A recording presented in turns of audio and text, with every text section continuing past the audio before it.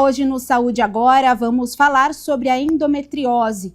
De acordo com a Organização Mundial de Saúde, essa doença afeta aproximadamente 190 milhões de mulheres em idade reprodutiva no mundo, que corresponde a cerca de 10% desse grupo populacional.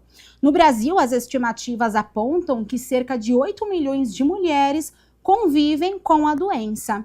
Nosso convidado de hoje é o ginecologista e obstetra Marcos Cherniakowski e também é diretor de comunicação da Sociedade Brasileira de Endometriose. É um prazer recebê-lo aqui no nosso bate-papo. Seja muito bem-vindo, doutor. O prazer é todo meu, Tassiane, a você e a todos os telespectadores da Câmara Campinas. Legal, doutor. Para a gente começar, então, esse bate-papo, o que é a endometriose? É uma doença crônica? Existem tipos diferentes de endometriose? Perfeita essa tua pergunta. Por mais que a gente fale em endometriose e a paciente chega para nós, né, falando, olha, eu tenho endometriose, quando você pergunta a ela exatamente o que é endometriose, para que ela explique para a gente exatamente qual a doença que ela tem, por incrível que pareça, ela não consegue explicar, ela não consegue entender isso. Então, é importante que a gente conceitue. Endometriose nada mais é do que a saída do tecido endometrial, aquela camada interna que reveste o útero, a própria menstruação, ela é normal sair pela vagina, mas ela vai através das tubas e cai dentro da pelve, dentro da barriga dessa mulher. Então, a endometriose nada mais é do que a saída desse tecido menstrual para fora do útero. E é claro que isso causa repercussões, né? Causa uma reação inflamatória, e a gente deve falar muito sobre sintomas que a endometriose causa. E isso é importante, é uma doença crônica. Isso acontece muitas vezes dentro da fase da adolescência dessa mulher e muitas vezes repercute de forma grave na fase adulta.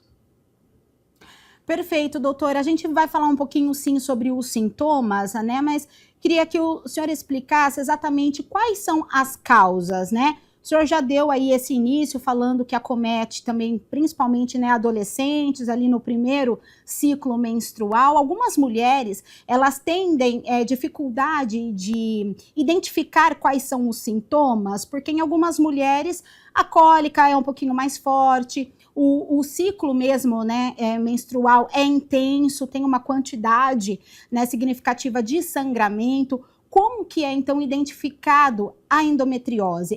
As mulheres conseguem identificar, de fato, esse tipo de doença crônica? Cada vez mais a gente tem que falar sobre endometriose. Endometriose, para que vocês tenham uma ideia, já deveria estar sendo considerado um problema de saúde pública, já com programas muito bem determinados, tanto do ponto de vista federal, estadual ou municipal, porque, como você bem disse, acomete cerca de 10% de todas as mulheres que menstruam no mundo inteiro.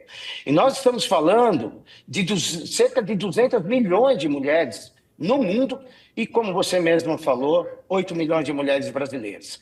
A causa, nós não sabemos exatamente. Eu sempre falo que quem descobrir o que causa exatamente a endometriose, com certeza vai ganhar o Prêmio Nobel de Medicina daquele ano. Mas nós sabemos, sim, que existe uma causa imunológica muito bem determinada nisso tudo e uma causa genética. O que é o certo seria essa causa imunológica? E o que seria essa causa genética, nós ainda não sabemos. E aí nós vamos para os sintomas. Claro que o tecido de dentro do útero foi feito para ficar dentro do útero. Se ele vai para fora, ele causa uma reação inflamatória dentro daquela pelve, dentro daquela barriga. E essa reação inflamatória pode ser uma reação inflamatória muito pequena, como pode ser uma reação inflamatória de uma maneira muito grave. Isso causa sintomas, o principal deles é aquele que você falou, relacionados ao ciclo menstrual. Então é aquela mulher que não tinha cólica menstrual e passa a ter uma cólica menstrual incapacitante, ou aquela mulher que tinha já uma cólica menstrual e passa a ter de uma maneira muito mais intensa. Outra situação, dor no ato sexual, que nós chamamos de dispareunia. Então, aquela mulher que não tinha também dores para ter relação sexual e passa a ter. Aquela paciente com dor pélvica crônica, aquela dor há mais de 6 meses, tem que chamar atenção. Dor ao evacuar, dor ao urinar e a paciente que vem ao nosso consultório, ao nosso ambulatório, com história de dificuldade de se engravidar. Hoje nós sabemos que 30% a 50% dessas pacientes podem ter como diagnóstico a endometriose. E isso tem que se chamar atenção. Então, as mulheres hoje, elas não podem normalizar situações que não são normais. Quando você pergunta àquela mulher, poxa, você tem dor para menstruar? Ah, eu tenho, mas é normal. Ou, você tem TPA? Ah, eu tenho, mas é normal. Não, gente. Ter dor não é normal e não pode aceitar isto como uma situação, ou algo que a incomode como uma situação normal. Perfeitamente a colocação, doutor, né? Falando sobre esses principais sinais que a mulher ela tem que ficar atenta, né? Com esses primeiros sintomas. Quando então elas chegam com essas queixas, né? No consultório, há um exame, há algum exame assim de imagem, algo para identificar, fazer um diagnóstico exatamente da endometriose? Excelente pergunta, Tassiane. Bom, eu acho que o que tem que ficar muito bem claro aqui é que consulta ela precisa ser uma consulta muito bem direcionada, muito bem feita. Não são consultas que têm que ser realizadas em 5 minutos, em 10 minutos. Nós temos que escutar muito bem a paciente. Depois o exame físico, que é o exame de toque, é um exame extremamente importante. Para que vocês tenham uma ideia, se eu fizer uma boa anamnese, que é uma boa história, e fizer um bom exame, que é um exame de toque, pensando exatamente na doença, eu estou diante de 70% de chance de já, nessas duas situações, determinar que estou diante de uma endometriose. E aí, eu vou lançar mão de basicamente 2 exames importantes. Um ultrassom com preparo intestinal, não esses ultrassons normais que nós fazemos no dia a dia, e sim um ultrassom com preparo intestinal, uma ressonância magnética com preparo intestinal. Não há necessidade de se fazer os dois. Então, dependendo do local onde ela esteja, a gente precisa usar aquele exame que possa ser o mais fácil, o mais tranquilo para ela realizar. Então, quando eu faço esses 2 exames, praticamente eu chego em quase 100% de chance de saber que eu estou diante de uma endometriose. E aí sim, diante dessas 3 situações, eu vou determinar se eu estou diante de uma situação que eu possa acompanhar clinicamente ou já ela teria uma indicação de ir já para uma cirurgia, elas normalmente minimamente invasivas. Ah, perfeitamente, doutor. Então, existe a possibilidade de um tratamento sem a necessidade de cirurgia, seria isso? Seria isso porque determinadas situações hoje, se eu sei que eu sempre falo que uma pessoa ela não opera porque ela tem endometriose. Ela opera porque ela tem repercussão dessa endometriose. Para fazer uma analogia, a mesma situação que a gente faz com outras doenças. Não é porque uma paciente tem mioma uterino que ela vai operar de mioma uterino. Ela vai operar pelas repercussões que esse mioma possa dar. Então, se eu estou diante de uma endometriose, em que essa paciente não fez tratamento nenhum, como bloqueio desta menstruação. E já falando um pouquinho de tratamento, a primeira linha de tratamento clínico é anticoncepcionais, que são esses que nós usamos no nosso dia a dia mesmo. Não existe um melhor, não existe um pior, é aquele anticoncepcional que essa paciente melhor se adapta. E por que dos anticoncepcionais? Porque eu vou bloquear. Normalmente ela tem esses sintomas quando ela menstrua. Então não existe problema nenhum em eu brecar esse ciclo menstrual para essa paciente, melhorando a qualidade de vida dela e evitando com que essa doença progrida. Claro que os anticoncepcionais não vão eliminar as lesões, assim como eles também não vão eliminar aquele mioma uterino. Mas essa paciente vai conseguir, através disso, ter os seus sintomas extremamente melhorados e a qualidade de vida melhorada, não havendo a necessidade de ir para uma cirurgia. Caso, com este tratamento, ela não consiga melhorar esses sintomas, e algumas dessas pacientes acontece isso também, claro que a gente pode falar sobre cirurgia ou quando operar essa paciente, aí sim está determinado um ato cirúrgico para essa mulher.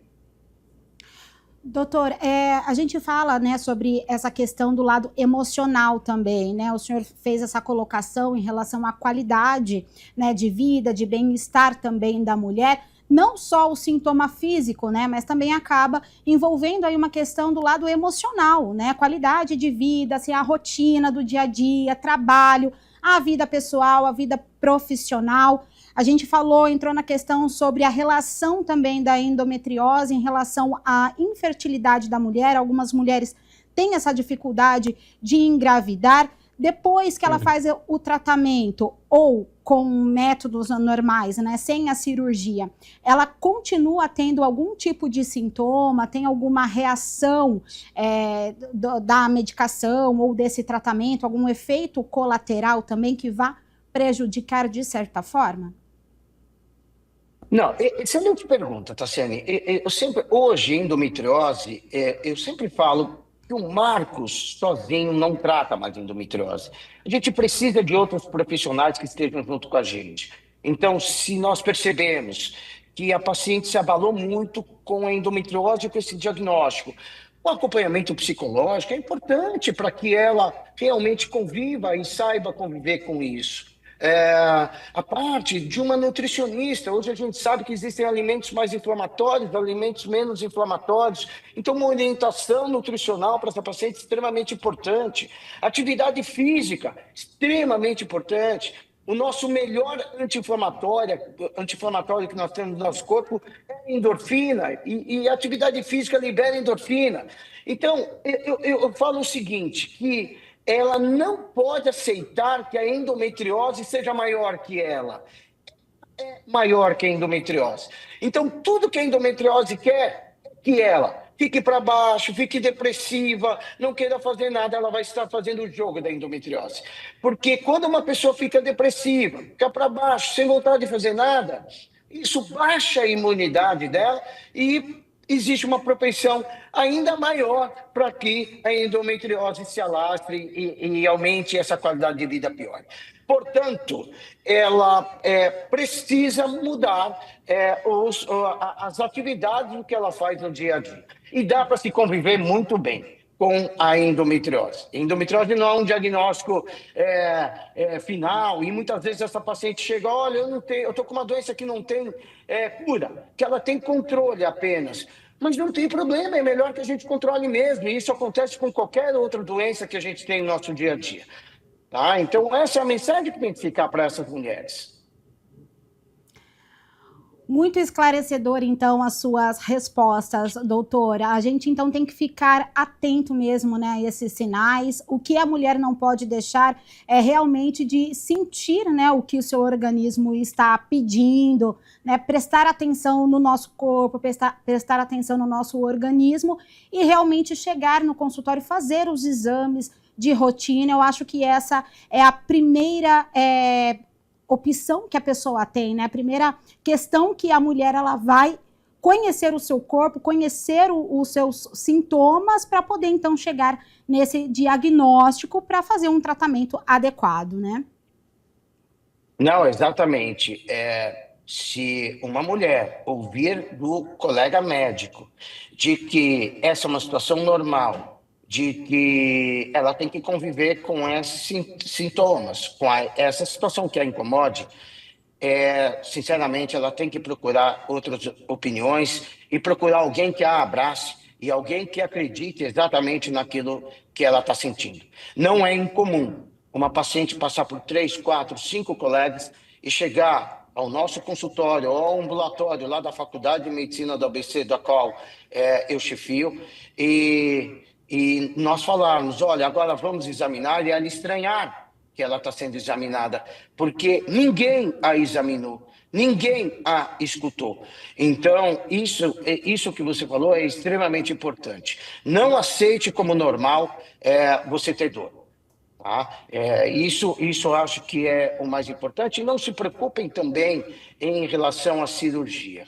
Hoje nós deixamos cirurgia para os pacientes que existem falhas do tratamento clínico, ou aquelas pacientes que a gente está acompanhando e a gente percebe a progressão dessa doença, caso de infertilidade, em que a gente sabe que as lesões que estão lá dentro da pelve ou da barriga dessa paciente justificam essa infertilidade, e para casos muito especiais, como comprometimento de intestino, comprometimento de bexiga, muitas vezes diafragma, apêndice. Então, deixem que o colega que está acompanhando isso a oriente, e sempre de forma positiva. Tá? Eu costumo falar que nós temos que ser otimistas e não pessimistas em relação ao diagnóstico da endometriose. Ótimo, muito obrigada, doutora. A gente conversou com o ginecologista e obstetra Marcos Cherniakovski. Muito obrigada pela sua participação, por tirar as nossas dúvidas, né? Realmente acredito que as mulheres e todo o público que assiste aqui a programação da TV Câmara conseguiu, né, identificar um pouquinho os sintomas e foi realmente respostas assim esclarecedoras. Muito obrigada. Imagina, Tassine, eu que agradeço esse espaço para falar aqui na Câmara Campinas. Eu acho que quanto mais nós falarmos sobre endometriose, quanto mais informações com credibilidade nós dermos, melhor para o público em geral. E parabéns você pela condução dessa entrevista e por ter acertado o meu sobrenome de primeira, que é uma coisa extremamente difícil. Muito obrigado. Muito obrigada. Eu que agradeço. Muito obrigada. A você, obrigada também pela audiência e continuem assistindo à programação da TV Câmara Campinas. Até mais.